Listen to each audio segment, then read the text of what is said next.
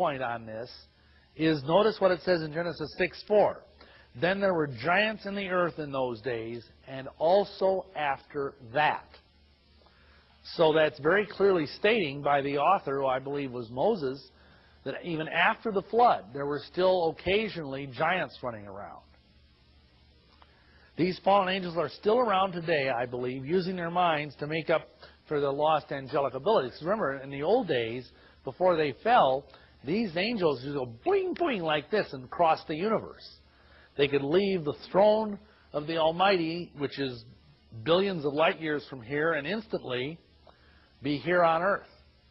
They had to give all that up when they fell. They are still driven by Satan to interbreed with human beings, but at the same time they've used their intellect to create literal machines, spaceships, that are capable of centuries ahead of human technology. They use their technology to blackmail the government into allowing them to misuse human citizens as they see fit.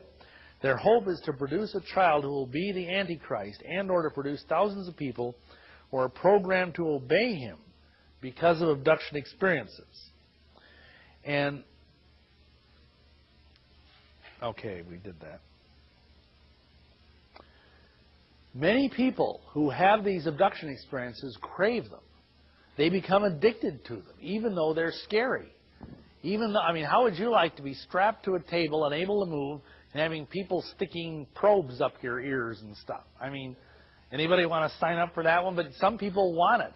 I've actually talked to people that I say they are praying for it, to be abducted, because they, now these aren't Christians, of course, but they believe it's the next step in the evolution of human consciousness.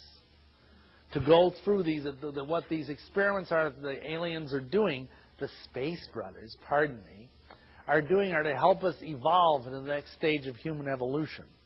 This seems to be the theme that this Whitley Strieber has, that wrote the book Communion. And he's done so much to popularize the abduction phenomenon.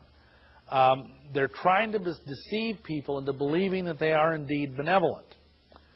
And a lot of people are buying it. And I don't know how many of you have seen that movie Independence Day, you know, but there's that one scene that so reminds me of this, where at the beginning of the movie where there's all these wacko people up on top of this skyscraper, there's this enormous UFO that's like bigger than Yankee Stadium right over them, and they're standing there saying, "Beam me up, take me," you know, and then this big death ray comes down and, you know, blows up 5 city blocks.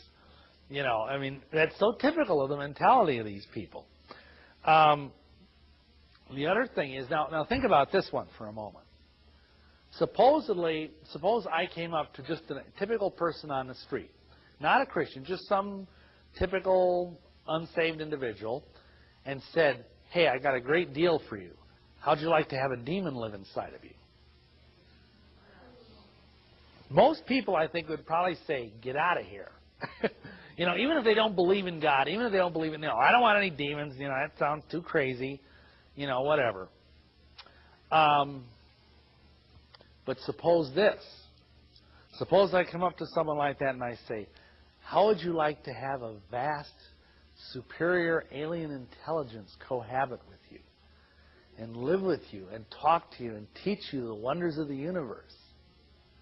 There's a lot of people who would sign up for that. You know, it sounds pretty good, unless you know your Bible. And this is a phenomenon that's known as walk-ins. There's thousands of people walking around that claim that they have an alien living inside of them, an alien consciousness. I don't think it's literally an alien in the sense that they have like some, you know, like what is it, the Stargate thing where they have this worm parasite thing living inside of them that's like an alien. No, not quite like that. This is like demon possession. Except it isn't called that. It's been repackaged with Star Trek sci-fi, you know, glitter, and instead they've got this, it's like having Mr. Spock live inside of me, except no pointy ears, you know. So, I mean, the devil is so clever about this. The world is being prepared for this end times deception, and I believe it will involve Jupiter or Orion or both. I would not be surprised if these beings claim to come from Jupiter. That's because in ancient times the planet Jupiter was called Marduk, And both Marduk and Orion are associated with Nimrod. And, of course, Nimrod is the fountainhead of all false religion on this planet. He's the one that started Babylon. And, you know, the other thing, too, is that Jupiter is the name of the king of the gods. You know, Jove, Zeus, whatever you want to use, whatever term you want to use. And so he is a rival deity to Yahweh.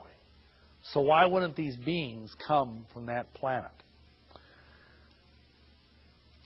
Now, most Bible students know that Nimrod was the original head of the New World Order back in the days of Babel, and he is the #1 type of Antichrist in the whole Old Testament. So, works for me. Now we have the whole abduction phenomenon. The first reported abduction was in 1961. There may have been others before that, but this is the only one we know about. This couple, normal, average people, he was a postal worker. She was a housewife. He's now since deceased, but I think Betty Hill's still alive. This is Barney and Betty Hill. And they went out for a drive, and they saw a light in the sky, and all of a sudden their engine stopped, and they lost 2 hours. The next thing they knew, it was 2 hours later. And they didn't know what was going on, but they both seemed kind of weirded out and creeped out by the experience. So much so that after, I don't know how long, months, maybe even years, they sought out the help of a hypnotist. And he hypnotized them.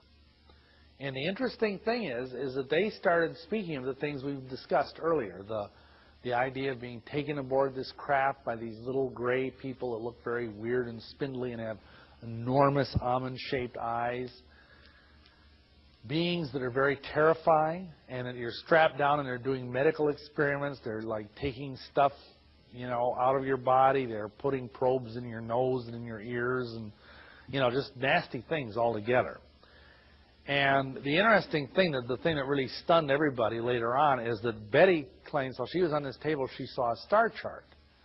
And what's interesting is that in this star chart, she said there was X, Y, Z stars. And astronomers looked at that chart and said, well, this doesn't mean anything. Well, 20 or 30 years after this, they have the computer ability now to model constellations, and they said by using that software, they were able to turn it around and determine that this is what Earth would look like, the star system of Sol, our solar system, if it was seen from the star system Zeta Reticuli.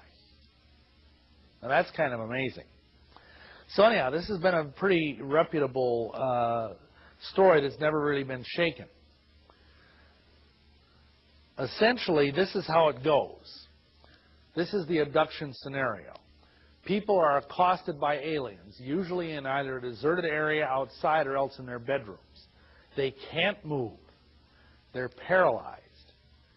They feel as though someone is levitating them out of the room, or else little people are carrying them out of the room or whatever, and they're taken up to this ship. Sometimes they don't even see the ship. Sometimes they just wake up and they're in the ship. And the ship usually is very hard to describe. It has no configurations that are easy to put into words. And they're usually strapped down on a table, and experiments are being done to them of a very invasive nature. Blood and other bodily fluids are being extracted from them. There's often an excessive interest in the UFO crew in their reproductive organs. If they're women, sometimes they harvest ova from them. If they're men, they take seminal fluid from them. The person often reports being stored somewhere in a hive-like compartment, sometimes for days on end. The crew communicates with the person with something like telepathy. Often tiny devices are inserted in the person's body. Ears or nasal passages are the most common places. The person is usually abandoned by the crew at or near their place of abduction with their memory wiped clean. The person may not have any conscious knowledge of this until months or years later. But they have unexplained scars, memory flashes, nightmares, etc. Some women report hysterical pregnancies. I don't know if you've heard of that, but it's where a woman has all the manifestations of pregnancy, but no baby comes out. And some people believe that's because they actually they impregnate these women either through artificial insemination or whatever, and then when the baby is about to come to term, they beam the baby out So there's no, there's no trace of either a cesarean section or a normal, vaginal delivery. Other women have carried children to term. This happened to one person we prayed for. She had the baby. They said, oh, it's stillborn, and they whisked it out of the room. They never let her see it.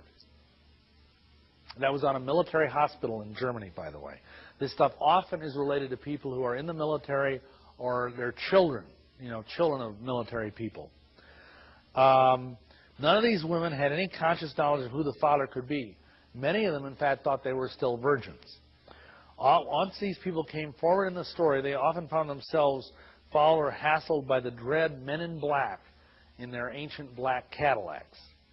These are very strange-looking creatures. They appear to be human, except they look Asian. And they smell like sulfur or ozone. They wear dark glasses, black suits, and Homburg hats. And they talk with a kind of strange metallic quality. And they often threaten people who are talking about UFOs. They tell them you'll lose your job, you'll be ridiculed, the government will come and take you away, whatever it might be. And they drive off in their Cadillacs, which are invariably reported to be absolutely silent. Even though they look like a 1958 Caddy, they don't make any noise, just like that, What is the physical appearance of these beings? Well, I've already alluded to this first kind. This is the supposed gray alien, which come, they say, from Zeta Reticuli. And these are really disgusting little creatures. They run from 3 to 4 feet tall. They smell like sulfur or feces. They walk kind of monkey-like. They don't seem to have any speech. They communicate entirely by telepathy. They don't have any, they often are running around without clothes on. If they wear clothes, they wear kind of a skin-tight silver lame jumpsuit. And you know what the insignia they wear is on it? It's like a staff with a serpent on it. Isn't that interesting? So anyway, they normally don't appear to have any external genitalia, nor do they appear to eat. Reports we've had is that they've been seen, they have like these big pools of blood, like a big vat of blood or a big vat of some green stuff like chlorophyll, and they stick their fingers in it and, see, Mork isn't the only one that eats like that. You see, where do they get this stuff? They put this stuff on TV, but, these are the ones that are also most commonly seen in abductions.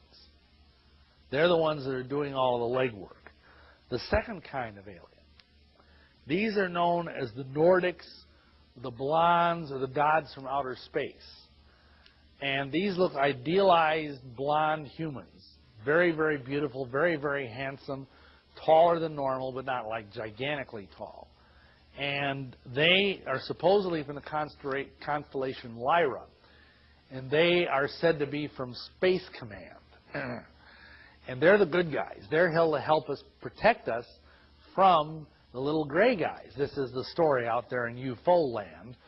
The problem is that the prime directive doesn't allow them to help us, really.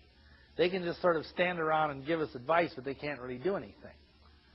So, okay. Anyway, but you never see them typically involved in abduction scenarios. Quite often, they're the ones that actually walk around in broad daylight and appear quite normal, except they unfortunately tend to wear silver lame jumpsuits, which sort of makes them stand out a little. But otherwise, they look perfectly human. In fact, they look too perfectly human. Then we have the dread men in black. I've already kind of described these, so I'm not